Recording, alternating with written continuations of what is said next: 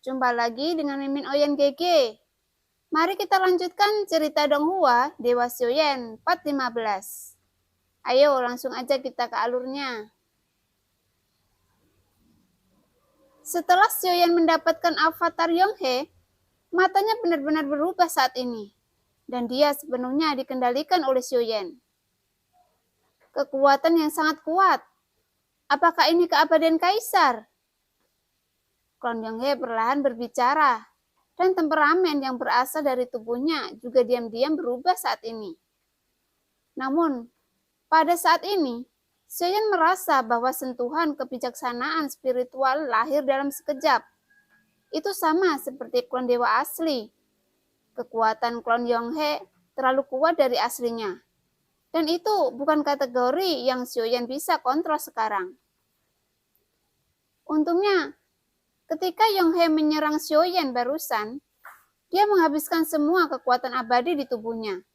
Jika tidak, pada saat Sioyen berhasil merebut rumahnya, dia akan dihukum karena ada kesenjangan besar antara kekuatan dewa dan klon yang dia ambilnya. Oleh karena itu, Sioyen tidak ragu-ragu lagi dan segera memasukkan klon Yonghe ke dalam pagoda roh Shinchen. Tetapi, cincin di jari Yonghe muncul di telapak tangan Sioyen saat ini. Kemudian kekuatan jiwa Sioyen menembus ke dalam cincinnya, dan matanya sedikit berkedip. Yo, benar saja, itu adalah master istana dari istana dewa berburu. Ini hanya tiruan yang sangat gemuk, dan sudah menghasilkan banyak uang. Sioyen segera tersenyum, karena ada banyak harta, tetapi pada saat ini sudah Sioyen miliki. Dan tidak ada waktu untuk melihat dengan hati-hati sekarang. Karena penempatan cincin itu sangat berantakan, tampaknya ada beberapa hal di dalamnya yang merupakan milik leluhur itu sendiri. Dan kebanyakan dari mereka harus dijarah.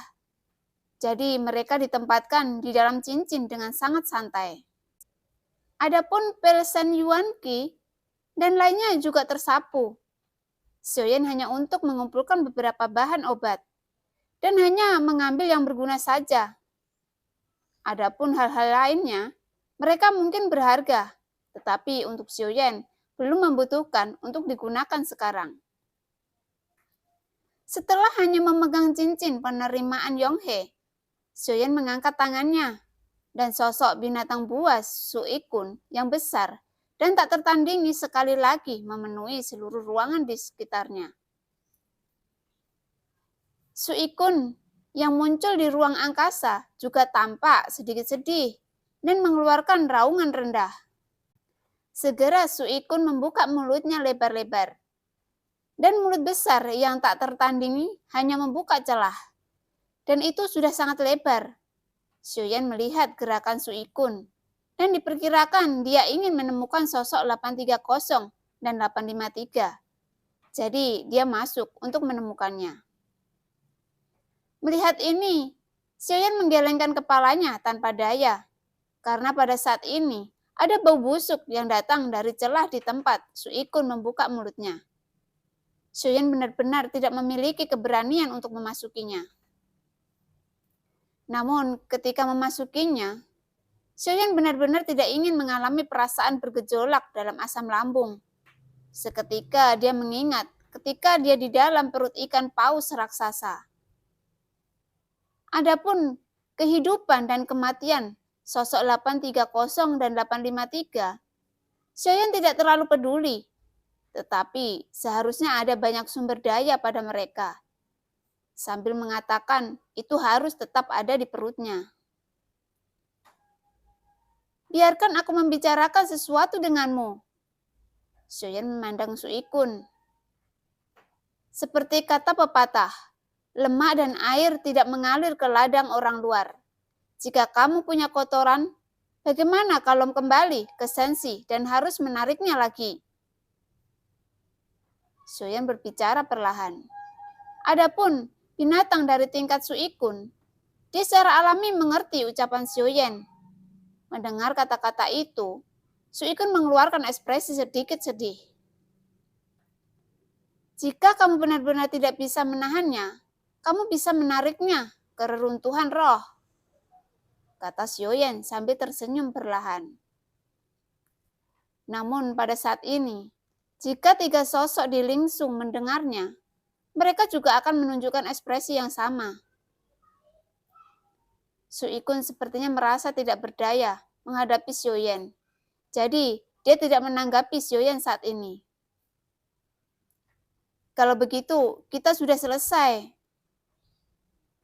Setelah berbicara, Xiaoyan mengangkat tangannya. Tubuh agung dan besar Su Ikun menghilang di detik berikutnya.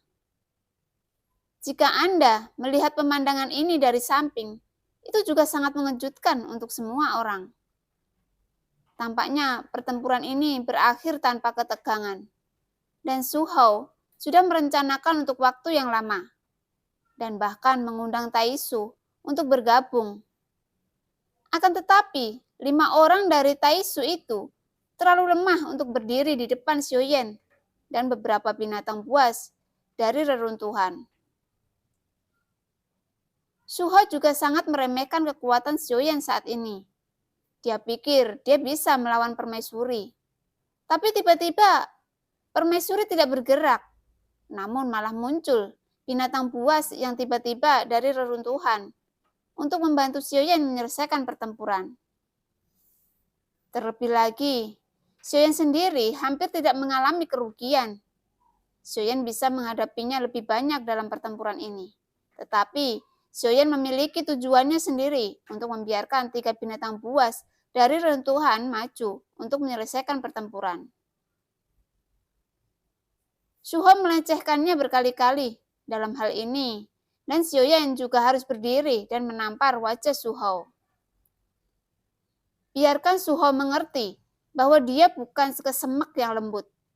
Ketika dia harus bersabar, tetapi ketika dia harus menunjukkan antek-anteknya, dia juga harus membiarkan musuh melihat darah yang mengalir. Klon Yonghe adalah kemenangan Xiaoyan dalam pertempuran ini, dan langsung memberi Xiaoyan seorang klon kaisar sejati.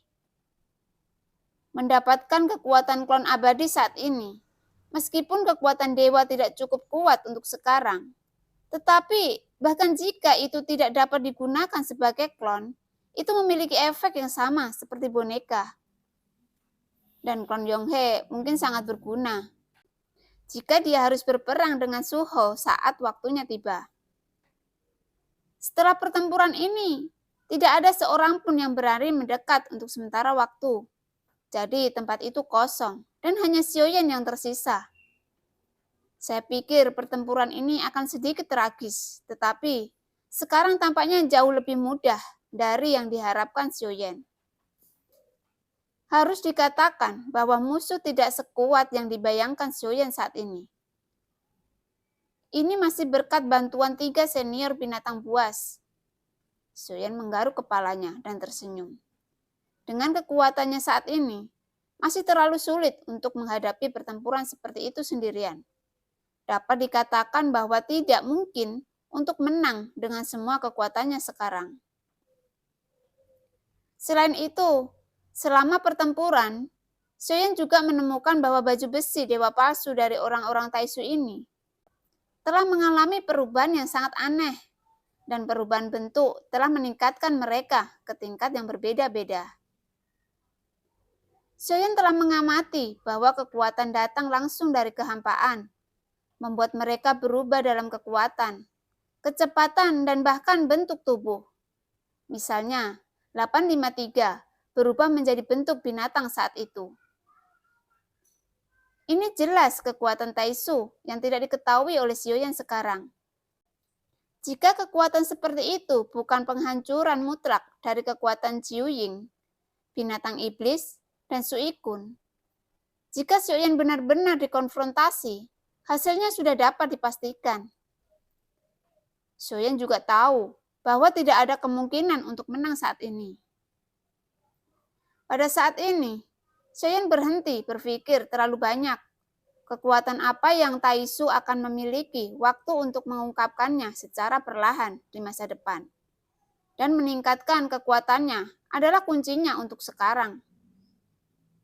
Mengambil keuntungan dari kenyataan bahwa tidak ada seorang pun di sekitar, Xiaoyan menemukan ruang terbuka dan dia duduk bersila.